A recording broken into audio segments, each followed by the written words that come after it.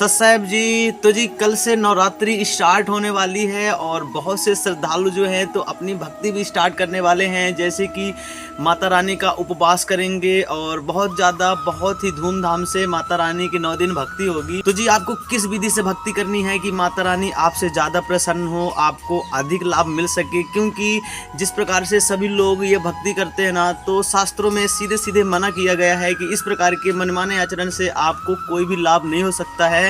तो जी आपको इस वीडियो के माध्यम से पता चलेगा कि आपको किस विधि से भक्ति करनी है, कैसी भक्ति करनी है, जिससे आपको सीधे माता रानी से आपको लाभ मिलेगा और आपकी मनोकामनाएं पूरी होंगी। तो जी बने रहें इस वीडियो में। चलिए जी सुनते हैं।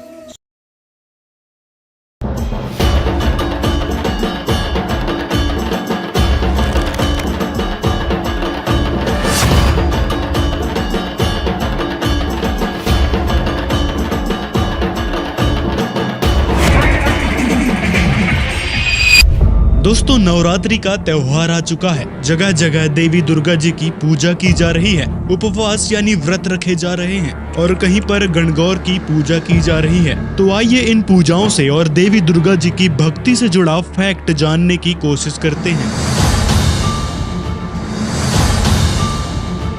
अब जहां एक तरफ मां दुर्गा को प्रसन्न करने के कई तरीके अपनाए जा रहे हैं, बड़ी श्रद्धा भाव से उनकी पूजाएं की जा रही है। इन पूजाओं से जुड़ी कई तरह की कहानियां सुनने को मिल रही है कि देवी दुर्गा जी अपने अलग अलग रूपों में सबकी मदद करती हैं, भक्तों की आयु बढ़ा देती हैं, घर को सुख समृद्धि से बहाल कर देती हैं। वहीं दूसरी तरफ ऐसी घटनाएं भी देखने को मिल रही हैं जिससे देवी दुर्गा की भक्ति पर कई तरह के सवाल खड़े हो रहे हैं। दुर्गा पूजा मेले में भगदड़ मच गई है। 2 महिला और एक बच्चे की जान चली गई।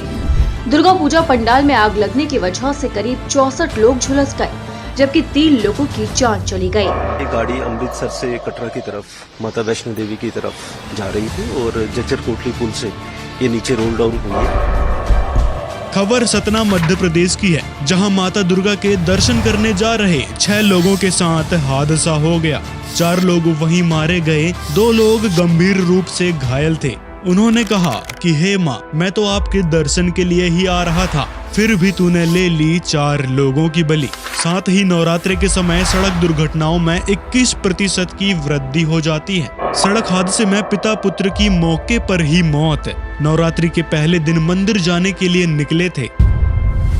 अब गणगौर के त्योहार की ही बात कर लो, जिसमें न जाने कितने तरीके के आडंबरों को बढ़ावा दिया जा रहा है, जो कि शास्त्रों में वर्णित ही नहीं है। पहले गणगौर का मतलब समझिए। गण यानी शिव और गौर यानी गौरी या पार्वती जी। इस गणगौर के त्योहार में महिलाएं अपनी पति की आयु की वृद्धि की कामना करती हैं। साथ ही अविवाहित महिलाएं अच्छा वर यानी पति मिले, इसके लिए व्रत और गणगौर की पूजा में देवी पार्वती की पूजा कुछ इस प्रकार करती हैं। फिर भी कई सारी वारदात महिलाओं के साथ होती रहती है। कहीं कोई महिला विधवा हो गई, कहीं पर रेप कर दिया जाता है, कहीं पर एक्सीडेंट में पूरा परिवार चल बसा और कई सारे हादसे देखने को मिल ही जाते हैं। जैसे इस आर्टिकल में बताया गया है कि नवरात्रियों में महिलाओं पर हुए अत्याचारों की कई घटनाएं दर्ज होती रहती हैं। कहीं बच्चियों की मौत होती है, कहीं एसिड अटैक की वारदात सामने आती है। इसी कारण से सबसे बड़ा प्रश्न खड़ा होता है कि क्या इसीलिए व्रत, उपवास और देवी दुर्गा जी की पूजा की जाती है? सवाल बहुत बड़ा है, लेकिन समाधान भी देवी दुर्गा जी ने स्वयं ही बताया है।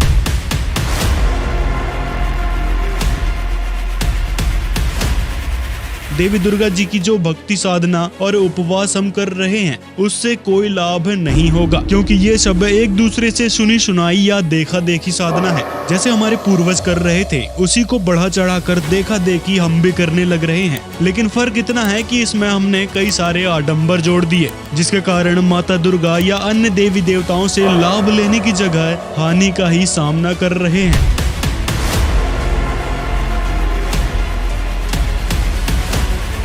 केवल 9 दिन तक व्यसन न करने से दुर्गा देवी या अन्य सभी देवी देवता प्रसन्न नहीं होते। 9 दिन तक तो आप दुर्गा दुर्गा करते हो, 10वें दिन मुर्गा व बकरे की बलि दे देते हो। जरा सोचो, जिसको आप दुर्गा माता कहते हो, उसी के द्वारा सबको शरीर मिलता है, जिसका प्रमाण गीता अध्याय 14 श्लोक 3 में गीता ज्ञानदाता प्रभु कह रहा है कि सबको शरीर देने वाली मूल रूप प्रकृति यानी दुर्गा संपूर्ण प्राणियों की गर्भ धारण करने वाली माता है। यानी सब प्राणियों को शरीर देने वाली श्री दुर्गा जी ही हैं, जिनके सामने आप बकरे व अन्य पशुओं की बलि देते हो। क्या इन सब क्रियाओं से दुर्गा जी आप से प्रसन्न होंगी?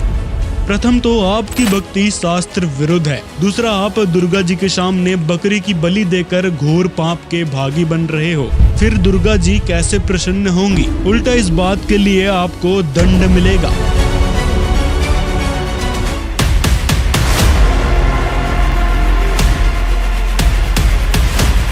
दोस्तों, देवी दुर्गा जी की भक्ति यदि हमने करनी है और उनसे लाभ लेना है तो हमने सबसे पहले दुर्गा जी के ग्रंथ से शुरू करना होगा। जी हाँ, श्रीमद् देवी भागवत महापुराण, जिसमें दुर्गा जी ने अपना सच्चा मंत्र बताया है, जो केवल तत्वदर्शी संत ही बता सकते हैं, जिससे दुर्गा जी व अन्य सभी देवी देवता हमें लाभ और सुख शांति देने के लिए मजबूर हो जाते हैं, क्योंकि तत्वदर्शी संतों के द्वारा बताए गए मंत्रों में विशेष शक्ति होती है और उस तत्वदर्शी संत के विषय में पवित्र गीता जी में भी प्रमाण है।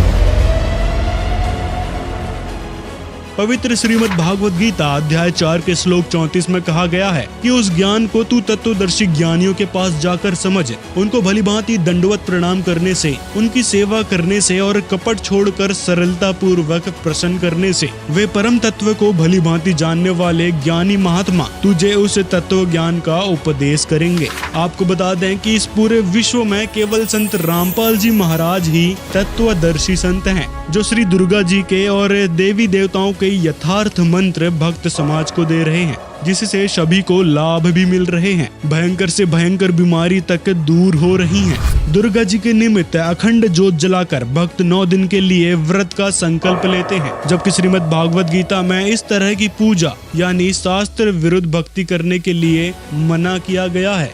माँ दुर्गा की वास्तविक साधना करने के लिए उनके विशिष्ट मंत्रों का जाप करना होता है, जो तत्वदर्शी संत ही बताते हैं।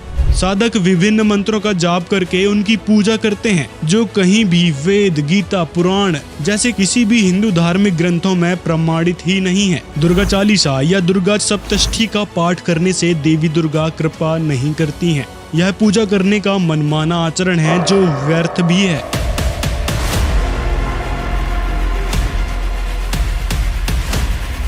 संत रामपाल जी के अनुयायी आजीवन व्यसनों से दूर रहते हैं। वह प्रतिदिन शरीर में बने कमलों में विराजमान 5 प्रधान श्री ब्रह्मा, विष्णु, महेश, गणेश जी व दुर्गा जी के मंत्रों का जाप करते हैं। साथ में पूर्ण परमात्मा की भक्ति, मंत्रों के जाप व 3 समय की स्तुतियों के साथ करते हैं, जिसमें दोपहर की असुर निकंदन रमैणी में सर्व देवी देवताओं की स्तुति हो जाती है। यह शास्त्र अनुकूल साधना है, जिसमें किसी भी प्रकार का पाप नहीं लगता, जिसका प्रमाण पवित्र वेदों में भी मिलता है। इसलिए आप सभी से निवेदन है, देवी दुर्गा जी से सर्व लाभ लेने की विधि केवल संत रामपाल जी महाराज के पास है। उनसे नाम दीक्षा लें और देवी दुर्गा जी व अन्य सभी देवी देवताओं से लाभ प्राप्त करें।